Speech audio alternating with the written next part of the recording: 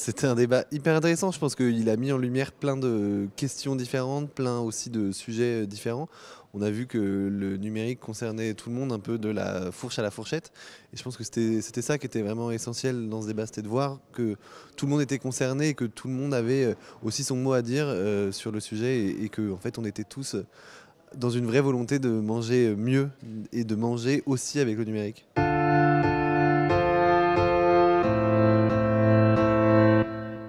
Je vais reprendre la phrase d'Éric Orsena. Il a parlé d'utiliser le virtuel pour s'inscrire dans le réel. Et je pense que c'est exactement la philosophie de Too Good To Go, c'est utiliser cette interface virtuelle qui met en relation des consommateurs comme vous, comme moi, et des commerçants qui ont des invendus, et de l'inscrire dans le réel, puisque les consommateurs vont réserver le panier, tout ça via l'application, donc c'est très virtuel. Et à un moment, ils vont aller s'inscrire complètement dans le réel et aller chercher le panier et toucher ces paniers surprises et découvrir ce qu'il y a dedans.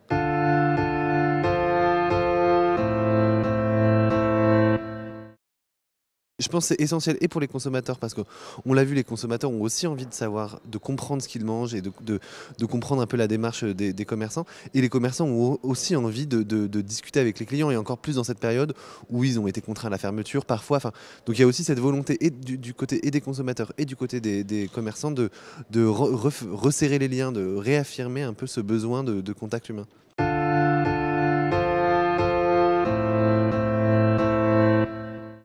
On va plus loin, notre volonté, c'est aussi d'accélérer la dynamique de lutte contre le gaspillage alimentaire à l'échelle de la France.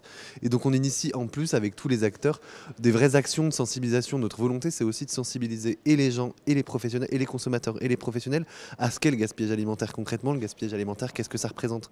Et quel impact ça a sur ma planète? Quel impact ça a aussi sur mon portefeuille?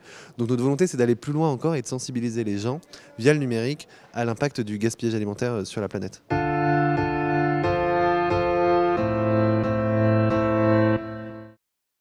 Notre volonté, elle s'inscrit aussi dans une démarche beaucoup plus globale de sensibilisation à notre impact sur la planète et notre position, c'est souvent de dire, manger, c'est aussi voter et donc de consommer, c'est aussi voter et donc dans votre manière de consommer, c'est aussi une manière d'appréhender un peu notre impact sur la planète et moins on utilise de plastique, mieux la planète se portera et donc on va aller sensibiliser aussi nos utilisateurs au fait d'apporter des contenants pour qu'ils puissent remporter avec eux les produits invendus du jour.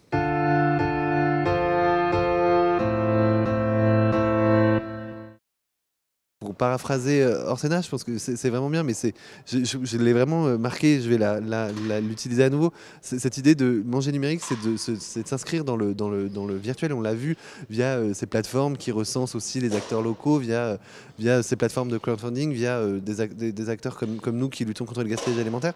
Mais c'est toujours pour quelque chose qui prend racine dans le réel plus qu'autre chose, parce qu'en plus on parle de nourriture et on parle d'agriculture.